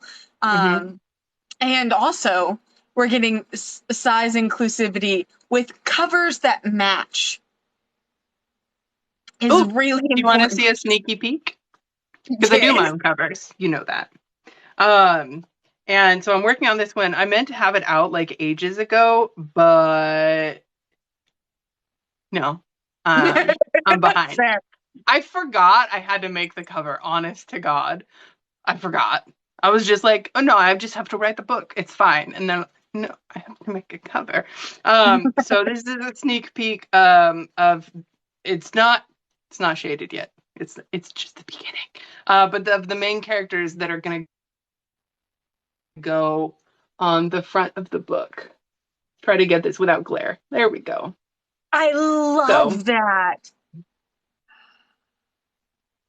I love That's our main that. character. She's the only one who's gotten real shading yet. And let me zoom in so you can see her face.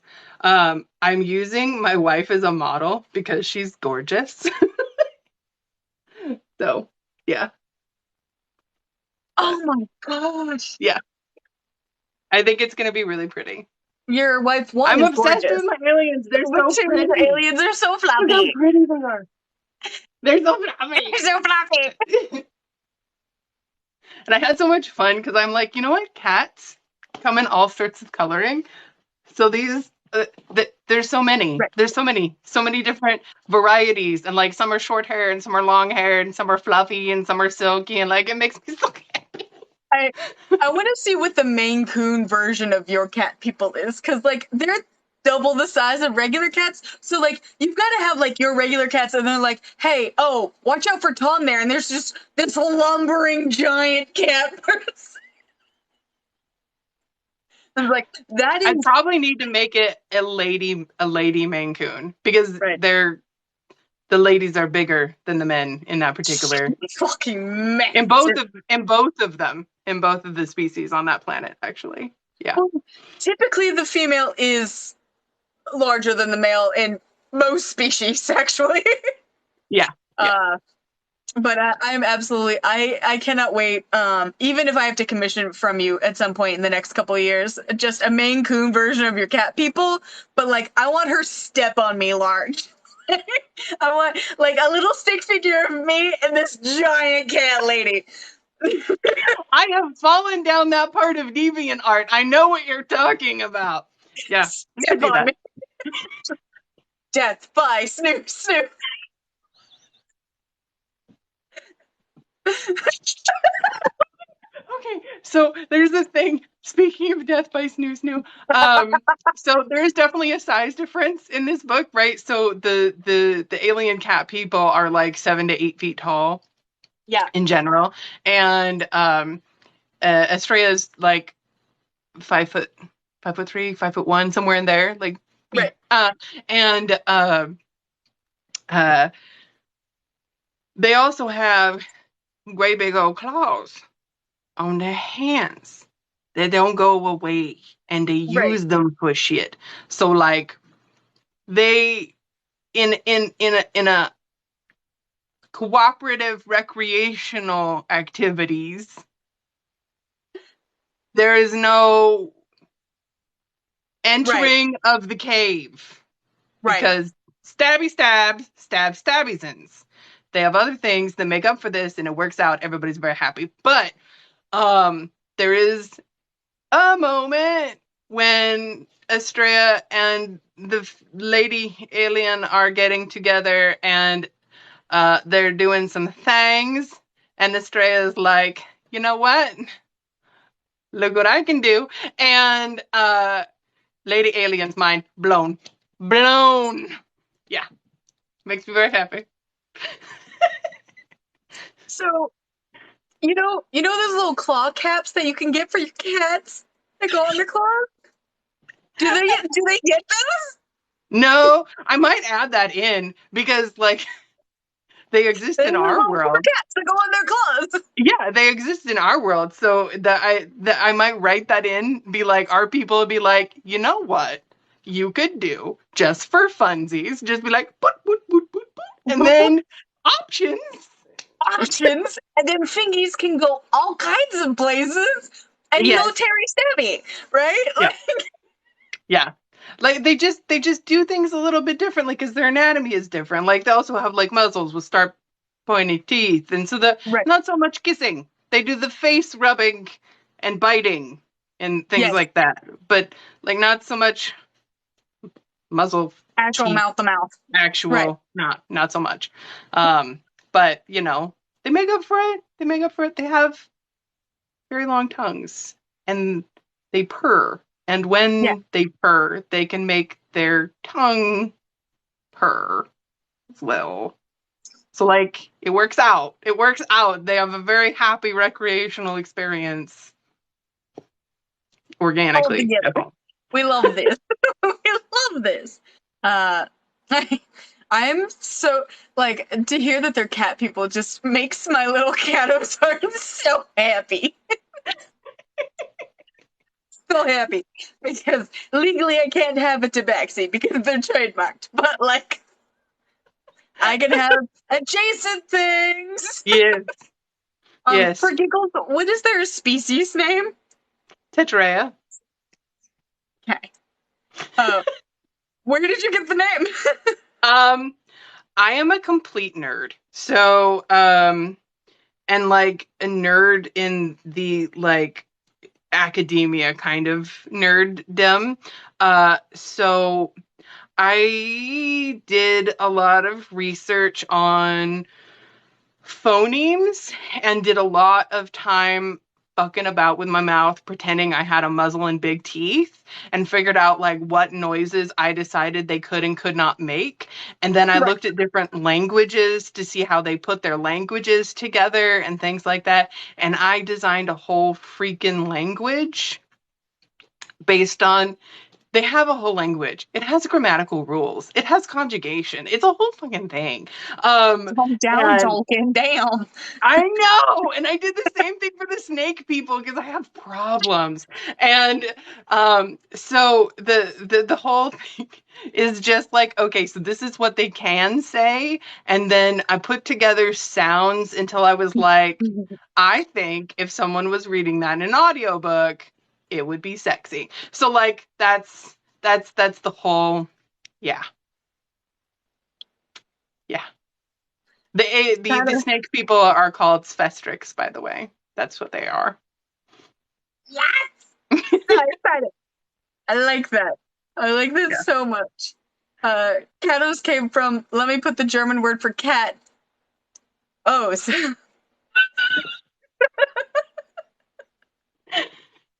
Yeah, I wanted to make very certain that people understood he was a cat guy. it works, man. It Right. works. Yeah. Except for one cousin who was like, wait, is he actually a cat? Like, I don't know how the signs couldn't have been clearer. This person is clearly not a monster effer because, like, they would just know. They would just know. Right. So it's fine. It's I fine. You wanted to you make have it to very expect a certain amount of like base knowledge, like that this is in fact a monster effer book. So if we call someone cat something, they're probably cat adjacent. Just, you right. know. And if I describe them being furry with paws, that probably means they don't have human hands. Just saying. Yeah. They the cat people in my book don't so much have paws. They do have more like hands. But they don't have this one. They only have this many. Like this, like this. But they also have this on their footsies. Yes, it's important. They're tree Do cat people. Tobies? Yes. Yes. They have thumbs on their feetsies. It's very useful. They think our Yes, feet are ridiculously just worthless. What do you even do with those? honestly, I don't know why evolution got rid of ours, because like having a thumb on my foot would infinitely make my life easier. Like, would it Yes. look weird? That's debatable. I can get over a thumb on my foot. You know what I can't get over? Tripping over shit on the floor. When I could grab it instead. So like, thumb feet, Perfect. evolutionary win. I don't know why we got Yeah. rid of it and why we still have hiccups. Like, why did we keep the hiccup issue, but we didn't keep the feet thumbs? Yeah. It's a mystery. It is a mystery. But I had an unbelievable amount of fun, like creating this freaking planet. Because I am always 100% a dork. So the same amount of effort that I put into creating the languages, I also put into the actual planet because my husband is a hard sci-fi guy. So I can't just be like, yep, a planet exists and It's it a is funny planet. colors for reasons and things happen. No, I'm over here reading papers from NASA and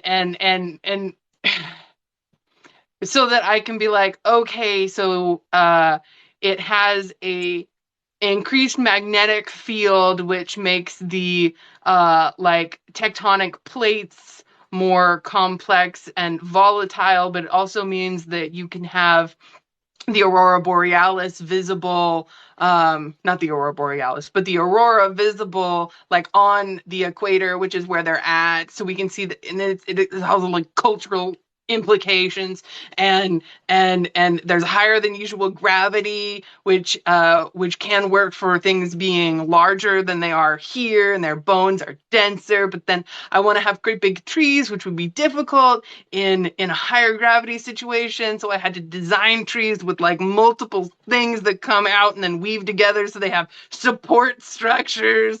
And it's this kind of a star, so it is this kind of colors. And I'm a dork. These are the things that I go through. And my husband, as I'm sitting here doing like a thesis level research paper on this planet that it doesn't exist, he's like, do you think other authors put this much effort into it? I'm like, do you think I care? I don't care. This is what I am doing. Good day.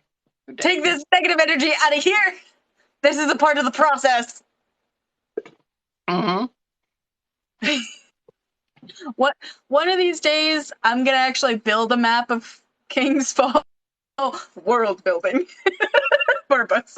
I'm actually gonna do a King's Fall map, but like at the moment, it's just vaguely city shaped. Like, it's for certain there are trees around the city, and there are certain specific buildings that never move. Everything else, it's a whimsical, magical city, so you never know. There you go. Like, I have not mapped out the actual like actual land. I designed a planet. That was enough. The rest of it is just sort of Right.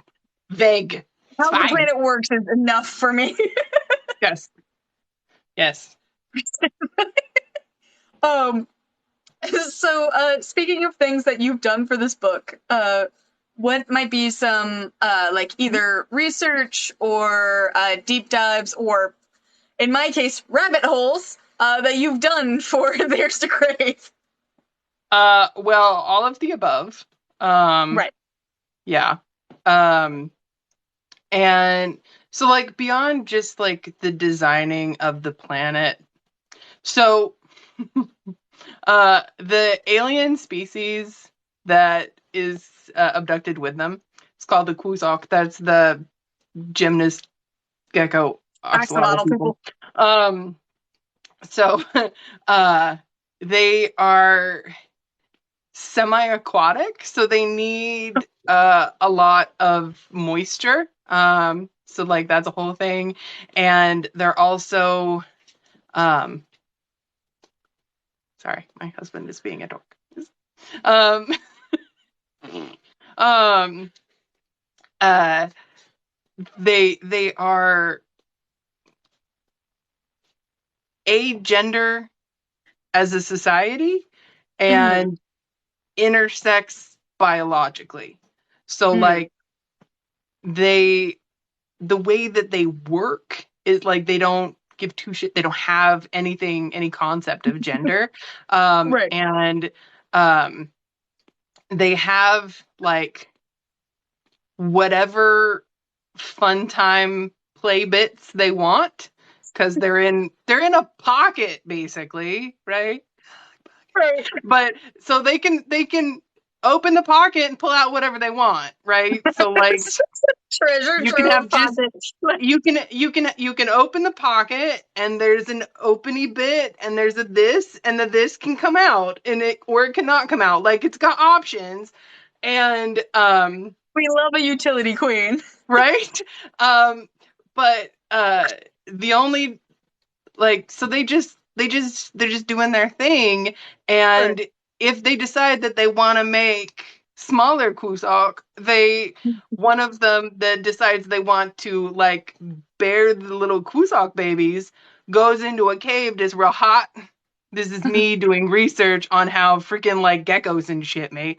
They go into a cave that's real hot and it signifies to their body that they should activate like the receptive body parts, right?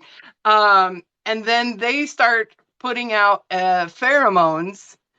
So if they go near other ones, they start activating the like injecty body part internally bits, and so then they can make the babies. But otherwise they're just hanging out doing whatever the fuck they want. So that I did that research for that, as one does.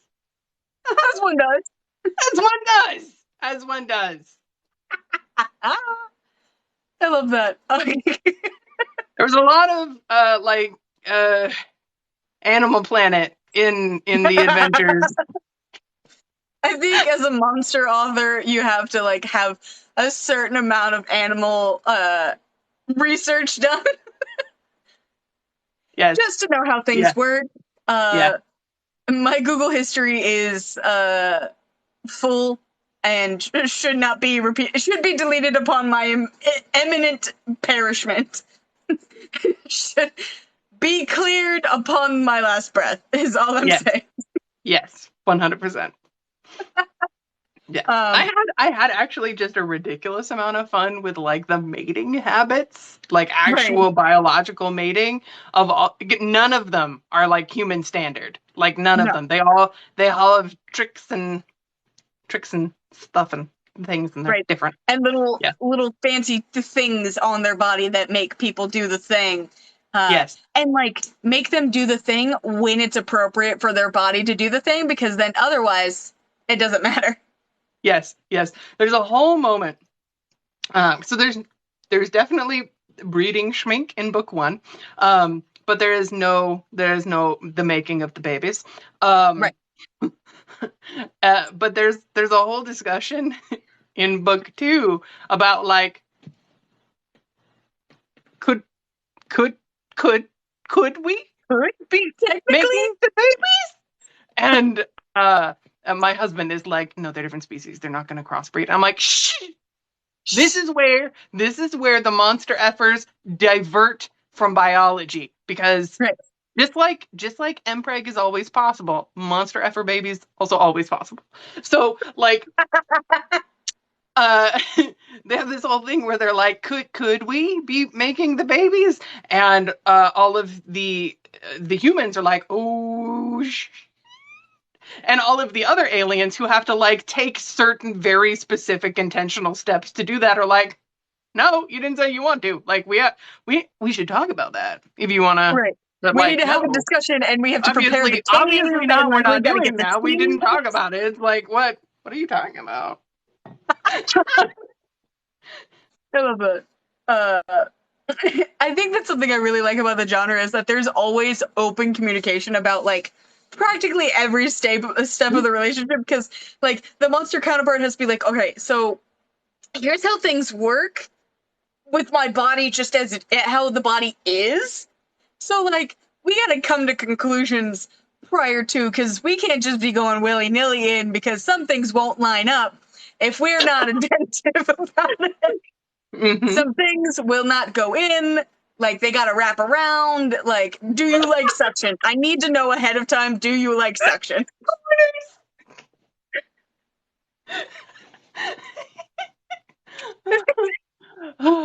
Yeah, yeah. Are you particularly attached to any hair that is on your skin? Because if the suction cup just pops off, you might lose a couple of arm hairs. I'm just saying. How do you get waxed? I see an octopus. Like,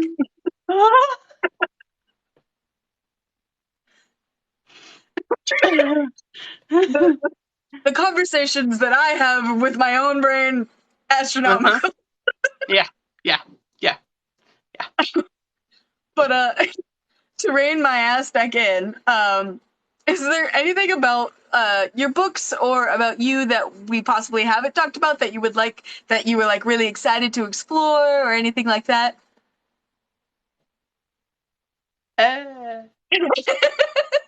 Um, Okay. It like it makes it even better that the toy is exactly at your hair part now. So like when you were staring, it was just like it's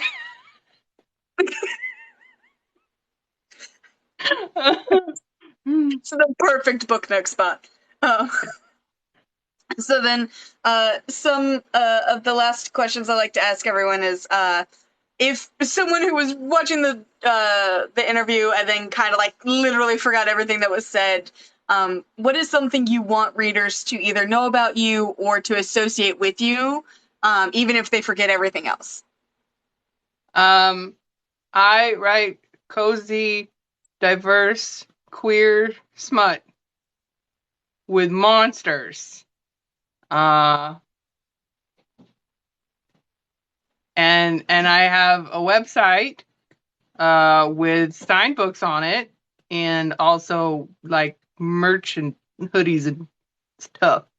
And I have a Patreon where you can see my work in progress chapters, and also deeply inappropriate art. And some bonus books that I don't publish anywhere else. And yes. Ta-da. Ta-da! So then, go ahead and reintroduce yourself, where people can find you, like your socials, where people can get your stuff, and where you'll be this coming up year.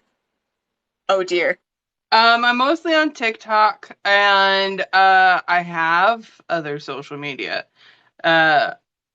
I do actually post on Instagram. Tumblr and Hive and Facebook are sort of accidental if it shows up there. And I have a website and a Patreon, and all of the links are in my place. And my name is Rowan Merrick, by the way, FYI. And I have There's to Crave coming out in January, and Bound and Beguiled coming out in February, and Nobody's King, which is the first book in the Karen Rider series, which is a paranormal fae biker series, coming out at some point later in the year. And I shall be in Orlando in September at the Smut Lovers Conference. Yes, all of those things. And I Love it. have a book box coming out in the summer, I think. Fair. Okay. So any last passing words or any quotes you would like to say? No? Hi. Ah. I love you so fucking much. This has been a lot of talking, a lot of socialization for me. I'm it's just we're Which just is at the really- weird awkward part now. I'm just like, I exist. Hello. Which is precisely why, like, I usually lock these at 2 hours, because after 2, I just start getting weird and, like, it's just strange. I also become like a pumpkin because as an adult, I realized after about 10 p.m., my brain goes, okay, time to shut down. I didn't think I was ever going to get a bedtime, but here we are. So thank you everyone who joined us, everyone that was in the chat, commented, and stayed, or just popped in and out. Hi, my name is Lizzie Strong. I'm a monster romance author where the monsters are spooky scary, but the romance is cute and cuddly. My most recent release, Hauntings and Company, is for my Tentacles lovers who want a little bit of boss assistant action in a warehouse full of other goofy, wacky monsters who drop ooze on small tooth fairies. I have one last release before the end of the year. Nymph on the Rocks comes out December 13th. If you think Eddie Munson should have gotten a Happily Ever After with Chrissy, or if you've heard that song so much that it imprinted on your brain and you wrote an entire novel, this one's for you. I am so excited for everyone to get a hold of that because he has wings, tails, and horns, and he's green. Other than that, you can find me at LizzieStrongAuthor.com or literally every social media platform as Lizzie Strong Author. I try to make everything as concise as possible, so that way I don't have to think because I don't have the time. And I would like to thank you, Rowan, for joining me on live and for allowing me to ask you a bunch of questions and be ridiculous. It was super fun. This is much better than just sitting here staring at the screen, which is what I normally do on live, which is why I don't go on live. This is superior. Just a little bit of controlled chaos, but at least not awkward silence. Because, like, if no one puts anything in chat, it's like, okay, so we're just gonna sit here, or do I talk to myself? I've actually had someone who was like, who are you talking to? And it was like, myself, Jerry, because no one's asking me questions. I'm talking to myself. It's a very rude question, Jerry. Like, precisely. Rude. Well, thank you very much for joining me. I'm going to go ahead and pop off, and I will talk to you soon. Bye. Bye. Bye.